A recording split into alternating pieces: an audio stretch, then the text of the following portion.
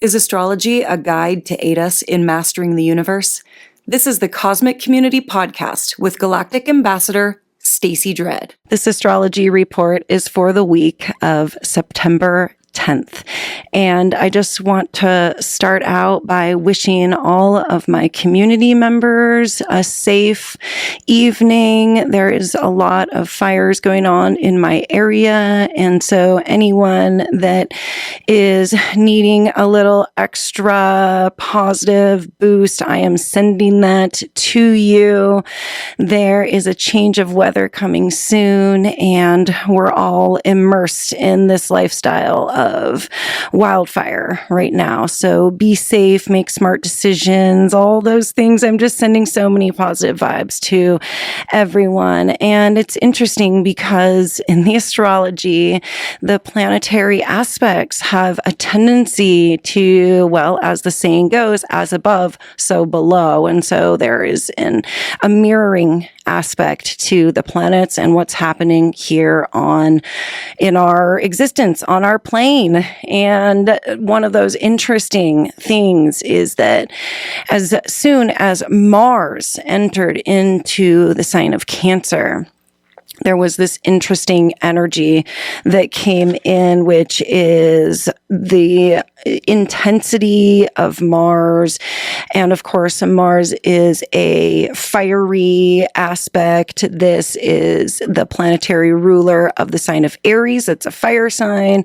This is a quick, intense energy. And when Mars moved into Cancer last week on September 4th, we were talking a lot about what this meant. And this Cancer sign is about the homeland, and is about security and safety, and it's about the actual home itself, and that we are having a major threat here right in my face of the home and the homeland by fire. And so call it what you will. This is, to me, the astrology reflecting and our experience here on our plane reflecting what is going on in the stars. We have the planet of Mars, which is a fiery, intense aspect that is going to be threatening. This is going to be angry. This is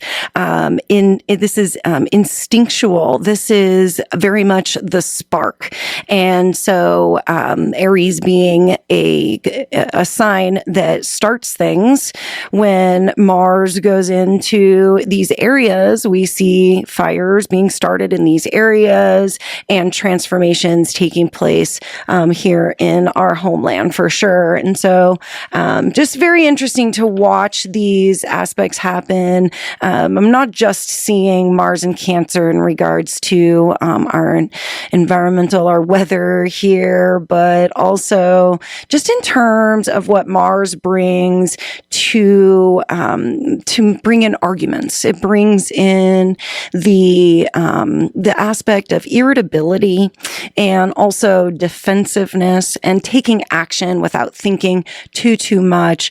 And then again, Cancer being our safety and our security. So we could feel quite threatened in different areas, and been seeing this in different aspects coming in my life and in the world aspect, the mundane aspect. Of course, politics are really hot right now. I do not get into aspects of specifics with politics, but I can tell you that Mars in Cancer is bringing this argumentative nature, which is like a threatening aspect to the home and safety and security. And so, yeah, watch for this.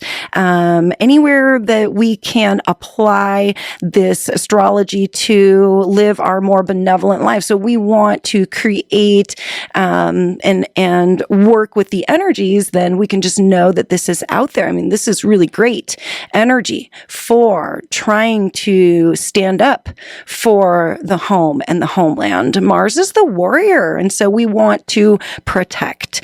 And so use this energy in the way that it needs to be used in your life for sure. September has been a whopper already, but we're just getting into the thick of it because we are now within a week of our first eclipse, and that's going to be next Tuesday. We'll talk a lot more about that, but because eclipses are so important and cause so much change and so much cosmic course correction, it's something that we need to be fully aware of as it enters into the astrology here. And in reality, we work with eclipses for 6 months on the way in and 6 months on the way out, and they fade into each other and out of each other. And so we're closing out what the eclipses were all about 6 months ago now. So you can look back at those eclipses from earlier this year. They were back in March. Do you remember what was going on with you back in March at all? There was the Aries full moon lunar eclipse on March 25th. And we also had, let's see, it would have been 2 weeks after that, the new moon solar eclipse on April 8th. And so if you can remember, we're closing things out from that time period and now entering into this new eclipse cycle. And so the full moon on September 17th is in interaction with the North Node, which is all about bringing things into our lives. And Pisces is about closure. This is also going to be a super moon. It's going to be soft and sensitive, and we're going to get in touch with our intuition, the divine feminine, and be completing some things and wrapping things up and coming to full transformation and full surrender with that partial lunar eclipse on the harvest moon on September 17th. But before we even get there, because I could talk about that this show, but I'm saving more for that for next week, because that's technically next week, and there's so much going on now. So on September 9th, we had Mercury re-enter the sign of Virgo, and Mercury is still in the post-shadow phase, finishing up the retrograde cycle. And so I wanted to go back and just look at this cycle and see how things are going there. So the Mercury retrograde entered pre-shadow on July 16th at 21 degrees of Leo, and then moved to 4 degrees of Virgo, and that is the pre-shadow phase. That's our first look at what our Mercury retrogrades. That's the setup of the story. And then on August 5th, Mercury stationed retrograde, and by August 28th had moved back to 21 degrees of Leo and stationed direct. And so between that July 16th to August 5th phase, we had our first look. From the August 5th to the August 28th phase, we had our second, the meat. This is like the package. This is opening the Christmas present and finding out what it is. And so we worked with that. We worked with whatever the gift was that came through in Mercury retrograde from August 5th to the 28th. And then from August 28th to September 11th, tomorrow, here on the Pacific West Coast, September 11th, back at 4 degrees of Virgo. And so we've been working through the post-shadow phase since August 28th, closing out the story of the Mercury retrograde. And this is coming to an end. And so here we are with a full Mercury retrograde cycle taken care of. And now we get to watch the mental capacity speed back up. We get to enter new territory here and start working on new themes in Virgo. And it's going to be another big few weeks, two or so weeks that Mercury is going to take to speed up and move through the sign of Virgo. Virgo is a worker. So it's going to be, I think, a lot about finishing wrapping up whatever has been going on since July 16th. So that's a really interesting cycle coming to an end. And also, we have some minor Earth trines going on between the outer planets. I was talking about this. I've actually been talking about this a lot because the outer planets, they create these larger themes that we are working with. And right now, the three outer planets of Pluto, Neptune, and Uranus are all making this minor Earth trine. And it's in Pluto, the last degrees of Capricorn, Uranus, the last degrees of Taurus in a trine, and then Neptune at 29 degrees of Pisces, making a sextile out to both of those in the middle. So it's this perfect triangle that we are working with here. And triangles, trines and sextiles are very, very helpful aspects. These are quick moving. This is creating true opportunities for us to manifest and transform with the earth energy, this grounding energy right now. 444, 444, 444 across all my clocks here. This is Stacy Dread, Galactic Ambassador in the cosmic community. When we get grounding energy as this, it's a really good time to take stock. And we have the sun moving through Virgo, and that's what this time is for. It's for getting grounded, getting down to earth, and being reasonable about what we are going to be able to practically move forward with, and our energies, what they're going to be able to support reasonably and efficiently moving forward. We are coming up on the equinox, which is the time where we have to make cuts. It's just the way that it's been for years upon years on this planet. Well, at least in places where I live, there are some pretty major seasonal changes. And so a new season comes around and you make cuts. You know, it's like, okay, what am I going to be able to do in this next season moving forward? And Virgo is a worker. So we're working on being more efficient and practical and reasonable. The sun is going to come through the final degrees of Virgo and create the full grand trine. And then Mercury is going to come through and do that also. There is going to be some beautiful grounding before the end of the month of September and before the end of Virgo season. So just ways to ground yourself. The weather's still fairly warm. We can take our shoes off and just go outside, put your feet on the earth. I mean, better yet, just hug a tree. Hug that tree and say a blessing. And that is a way that we actually can ground ourselves. And grounding is not just a spiritual thing. It is also proven to be a physical thing. So we actually ground ourselves, and it shifts our ions. And I can't actually speak to the science behind it because I don't know exactly what it is, but you do.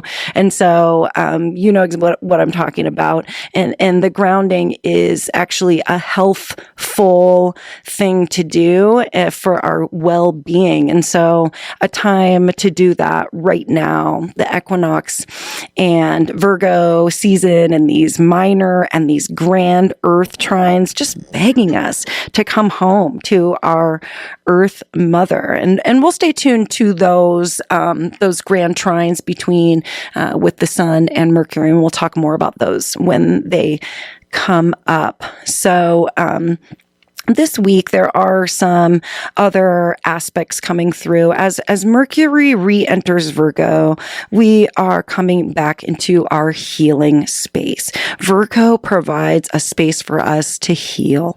And so we are doing that this week. And on September 12th, this sun is going to come into a square with Jupiter. And Jupiter is a planet of abundance and expansion and wisdom. And so a square can be a challenging aspect. It can sometimes make us stumble, but it can also be an opportunity for us to step up and take the higher road here. We could even stumble and then have to take a step back and reset our bodies and move up over this square. A square requires us to take action in some way, which is really nice because, to be totally honest with you, we have had a lot of aspects that have been quite inactive lately. Things we can't really do much about. Fingers of God and bunches of inconjunctions and all of these kind of interesting aspects that you can't really force much onto. But with a square, that gives us something to work with. You can actually say, come on, legs, we're going to jump up, use our plyometrics, there's science for you right there, and get up over this square. And as soon as we do, Jupiter has a gift for us, because Jupiter leaves a gift everywhere they go. That's why it's the planet of good luck and of just good, positive things happening. Jupiter is a benevolent planet. You've got Mars, which is known as a malevolent. It has tougher aspects to it. Well, Jupiter is a benevolent. So as we are coming through some of these really, really tough aspects with Mars and Cancer, and the eclipses coming up, Jupiter's like, hey, I got you. Jupiter is the kind of like the if there's a fairy godfather, I think Jupiter is the fairy godfather of the planets. And the same sun on September 14th in Virgo, approaching the grand trine with Pluto and Uranus here, begging for transformation, begging for change, getting more practical, getting more reasonable about things, is going to come into a healing aspect with Chiron. And so Virgo and Chiron, the two most benevolent healers, if I can say that, in the zodiac here. So here we are in a healing aspect with the wounded healer. And that's just not a healer. That's the wounded healer. That's the healer that was already in a tough place and had to heal themselves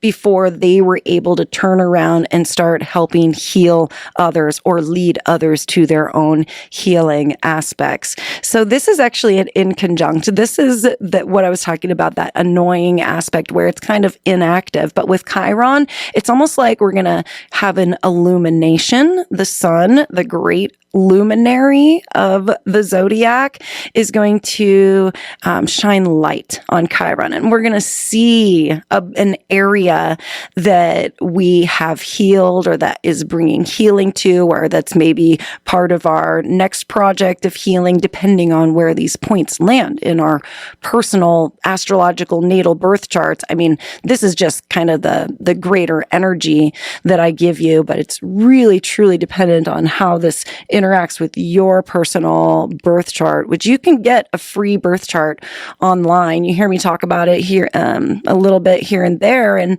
I use my birth chart. I actually have most of my birth chart memorized, so that it's like, okay, my sun is at 29 degrees of Virgo. So when the sun comes through on my solar return this year, otherwise known as your birthday, I'm going to have a beautiful grand trine on my birthday. So that's how you use that. You look at the points in your birth chart and you mirror what's going on with the greater chart.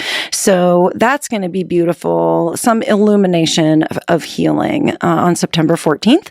And also on that same day, Venus, the planet of love, trust, value systems, is going to be coming into a fully cooperative aspect, a trine with Jupiter.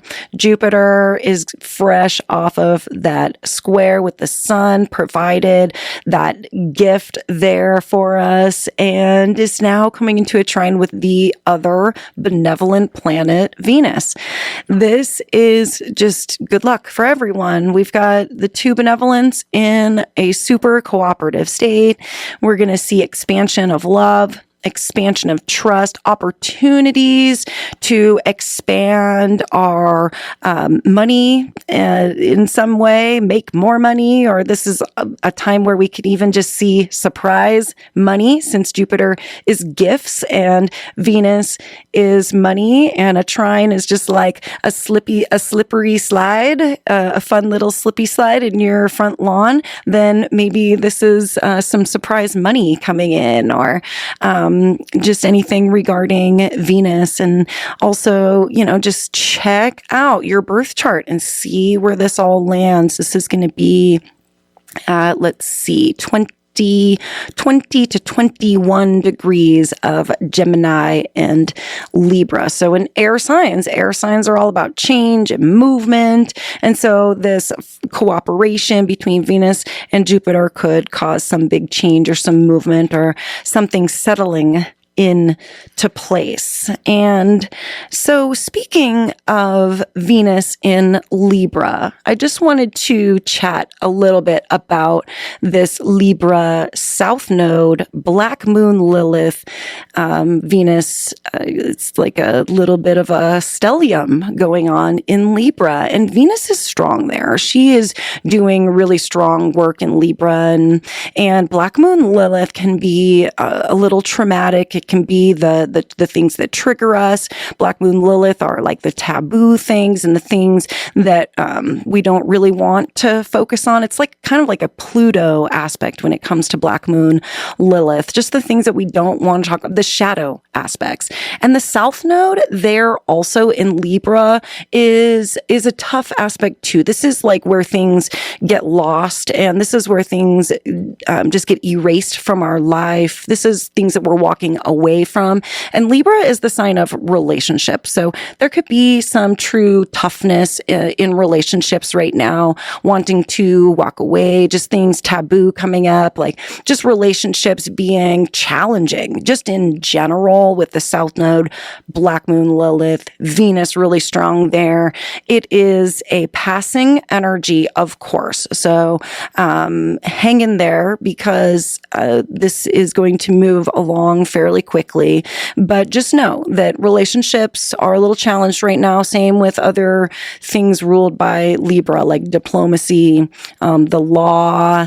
There's just a lot of shadowy stuff going on there. And there could be even some reveals.